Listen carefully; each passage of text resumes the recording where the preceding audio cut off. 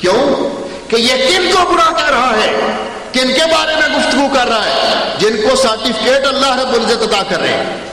اللہ فرماتے ہیں ہم نے وہ پاک باز لوگ جو اس دین کو آگے پہنچانے والے، اس دین کے گواہ بنائے، ہم نے تو ان کو یہ اعزاز دیا، ہم نے ان کا اچھی طرح امتحان لیا، ان کو پرکھا، ان کو ٹٹولا۔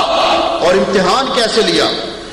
ظاہری طور پر امتحان نہیں کہ جہاں کچھ چیٹنگ ہو سکتی ہے، جہاں کوئی پوچھ کے بھی اور دریافت کر کے بھی لکھ سکتا ہے، نقل کر سکتا ہے، ایسا امتحان نہیں، عملی طور پہ نہیں۔ اللہ فرماتے ہیں عملی امتحان سے بہت آگے جو امتحان ہے وہ دل کا امتحان ہے۔ اولئک الذین امتحن اللہ قلوبہم للتقوی، یہ وہ لوگ ہیں جن کے دل کے تقوی کا اللہ نے امتحان لیا۔ اللہ ان کا امتحان لینے کے بعد یہ کامیاب ہوئے یا ناکام؟ اللہ رب العزت قرآن کریم میں کسی جگہ فرما رہے اولئک هم المفلحون، اولئک هم الفائزون، اولئک هم الراشدون، اولئک هم الصادقون، اولئک هم المؤمنون حقا۔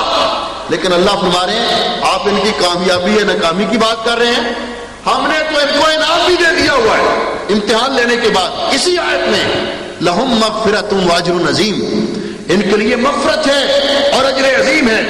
اسی لیے حضرت عبداللہ ابن عمر رضی اللہ تعالیٰ عنہ فرمایا کرتے تھے لا تسبوا اصحاب محمد، پیارے نبی کے پاک صحابہ کو برا نہ کہو، اس لیے فلا مقام احدہم ساعۃ یعنی مع رسول اللہ صلی اللہ علیہ وسلم خیر من عمل احدکم عمرہ۔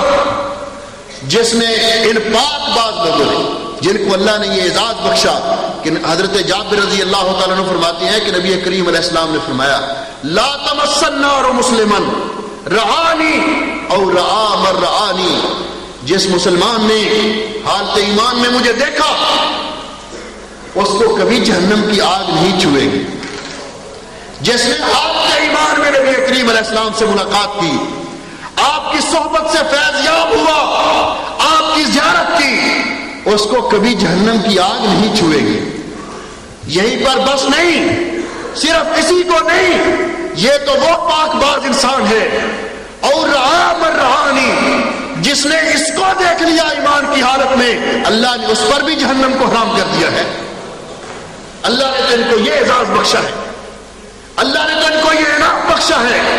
اسی لیے فرماتے ہیں کہ محمد کریم علیہ السلام کے صحابہ کو برا نہ کہو، اگر ان میں سے کوئی ایک ساتھ بھی رسول اللہ صلی اللہ علیہ وسلم کے ساتھ رہا ہے تو اس نے وہ مقام حاصل کر لیا ہے کہ اگر تم ساری عمر عمل کرتے رہو تو وہاں تک نہیں پہنچ سکتے۔ ایک روایت میں آتا ہے اگر کسی کو اتنی عمر مل جائے جتنی نوح علیہ السلام کی عمر تھی تو اتنی عمر بھی عمل کر کے وہ ایک صحابی کے اس مقام کو نہیں پہنچ سکتا۔ جو ایک صحابی نے رسول اللہ صلی اللہ علیہ وسلم کے ساتھ چند ساعتیں گزار کر جو مقام حاصل کر لیا۔ صحیحین کے اندر روایت موجود ہے، حضرت ابو سعید خدری رضی اللہ تعالیٰ عنہ روایت فرماتے ہیں آپ نے فرمایا لا تسبوا اصحابی، میرے صحابہ کو برا نہ کہو، فلو ان احدهم انفق ولو ان احدكم انفق مثل احد ذهبا لما بلغ مد احدهم ولا نصيفا۔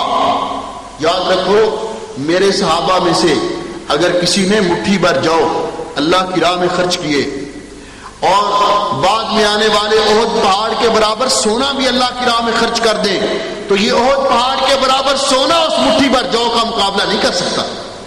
یہ وہ پاک باز صحابہ ہیں نبی کریم علیہ السلام کے، یہ وہ باکمال لوگ ہیں جن کو اللہ نے یہ شرف بخشا ہے۔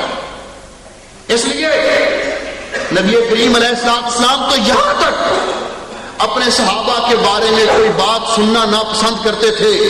حضرت عبداللہ ابن مسعود رضی اللہ عنہ فرماتے ہیں کہ رسول اللہ صلی اللہ علیہ وسلم نے فرمایا لا یبلغنی احد من اصحابی عن احد شیئا، تم میں سے کوئی آ کر کسی صحابی کی میرے سامنے شکایت نہ کیا کرے، انا اريد ان اخرج الیہم وانا سلیم الصدر، میں چاہتا ہوں کہ جب میں ان کے پاس آؤں میرے سینے میں ان کے بارے میں کوئی ناراضگی نہ ہو۔ آپ ان کو جنت کی بشارت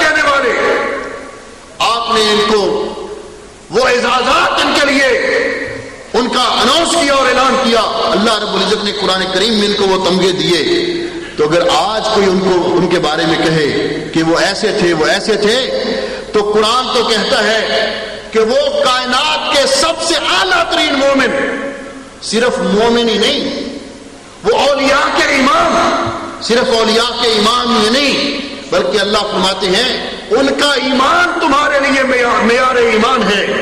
اگر تم ویسا ایمان لاؤ گے جیسا میرے نبی کے صحابہ کا ایمان تھا، تب جا کر تم مسلمان ہو سکتے ہو۔ فَإِنْ آمَنُوا بِمِثْلِ مَا آمَنْتُمْ بِهِ فَقَدِ اهْتَدَوْا، اگر تمہارا ایمان ویسا ایمان ہوگا جیسا کہ صحابہ کرام رضوان اللہ علیہ مجمعین کا ایمان ہے۔ میرے بھائیوں، تمام مسلمانوں کا یہ عقیدہ ہے کہ پیارے نبی کے تمام صحابہ کرام، آپ کی ازواج مطہرات، تمام اہل بیت، سارے کے سارے جنتی، اللہ ان پہ راضی اور وہ اللہ پہ راضی۔ کسی مسلمان کو حق نہیں پہنچتا کہ ان کے بارے میں گفتگو کرے اس کے بعد کہ جب اللہ نے ان کو جنت کے سرٹیفکیٹ، جنت اللہ کی عطا کرنے والا اللہ تعالیٰ۔ اسی لیے ائمہ دین کا ہمیشہ سے یہ نقطہ نظر رہا۔ حضرت عمر بن عبدالعزیز رحمۃ اللہ علیہ سے کسی نے پوچھا کہ جی صحابہ کرام میں وہ لوگ جو جنگ صفین میں شامل ہوئے، کچھ حضرت علی کے ساتھ تھے، کچھ حضرت معاویہ کے ساتھ تھے، اور جانتے ہو حضرت علی رضی اللہ تعالیٰ عنہ کون ہے؟ نبی کریم علیہ السلام نے ان کے فضائل بیان کرتے ہوئے فرمایا کہ علی، تیرا میرے ساتھ وہ مقام ہے جو موسیٰ علیہ السلام کے ساتھ حضرت ہارون کا مقام تھا۔ بات صرف اتنی ہے کہ میرے بعد کوئی نبی نہیں آئے گا۔ نبی کریم علیہ السلام نے انہیں عشرہ مبشرہ میں شمار کیا اور انہیں فرمایا تھا کہ جنگ خیبر کے وقت کہ کل میں ایسے آدمی کو جھنڈا دوں گا، ایسے آدمی کے ہاتھ میں کہ جس کو اللہ جس کے ساتھ محبت کرتا ہے اور وہ اللہ کے ساتھ محبت کرتا ہے، جس کے ساتھ اللہ کا رسول محبت کرتا ہے اور وہ بھی اللہ کے رسول کے ساتھ محبت کرتا ہے۔ آپ نے پھر بلایا تو کس کو بلایا؟ حضرت علی المرتضیٰ رضی اللہ تعالیٰ عنہ۔ صحابہ کرام نے کہا حضرت ان کی آنکھیں خراب ہے، آپ نے فرمایا لاؤ میں دوائی لگا دیتا ہوں۔ اپنا لعاب مبارک لگایا، اللہ نے شفا دی، اللہ نے ان کے ہاتھوں پہ خیبر فتح کروایا۔ علی المرتضیٰ رضی اللہ تعالیٰ عنہ کے ساتھی، اور ان کے مقابلے میں کون؟ جن کے بارے میں کسی شاگرد نے حضرت امام احمد بن حنبل رحمۃ اللہ علیہ سے پوچھا تھا کہ کیا حضرت عبداللہ ابن عمر اور حضرت معاویہ رضی اللہ تعالیٰ عنہ مسلمانوں کے ماموں ہیں؟ انہوں نے فرمایا بالکل وہ دونوں مسلمانوں کے ماموں ہیں۔ کیوں؟ کہ اللہ رب العزت قرآن میں فرماتے ہیں النبی اولا بالمؤمنین من انفسهم وازواجہ امہاتہم، نبی پاک صلی اللہ علیہ وسلم کی پاک باز بیویاں ازواج مطہرات مومنوں کی مائیں ہیں۔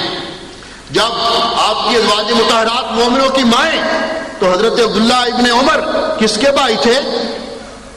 ام المومنین سیدہ حفصہ رضی اللہ تعالیٰ عنہ کے۔ اور حضرت معاویہ کس کے بھائی تھے؟ ام المومنین سیدہ ام حبیبہ رضی اللہ تعالیٰ عنہ کے۔ تو آپ نے فرمایا امام احمد بن حنبل رحمۃ اللہ علیہ نے کہ یہ دونوں مسلمانوں کے ماموں ہیں۔ معاویہ رضی اللہ تعالیٰ عنہ کاتب وحی ہیں، نبی کریم علیہ السلام کے صحابی ہیں، جن کو آپ نے امین قرار دے کر ان کو وحی کی کتابت میں مقرر کیا۔ جب حضرت عمر بن عبدالعزیز رحمۃ اللہ علیہ سے پوچھا گیا کہ اس جنگ میں جو لوگ شریک ہوئے ان کے بارے میں آپ کا کیا خیال ہے، تو انہوں نے جو آگے سے جواب دیا، ہر مسلمان کا یہ عقیدہ ہونا چاہیے۔ فرمانے لگے تل کا دماغ طہر اللہ منہا یدی، وہ پاک خون، وہ طاہر و مطہر خون جن سے اللہ نے میرے ہاتھوں کو بچا لیا، جن سے اللہ نے میرے ہاتھوں کو بچا لیا۔ فلا احب ان اخذب بها لسانی، میں نہیں چاہتا کہ اپنی زبان اس خون سے آلودہ کروں۔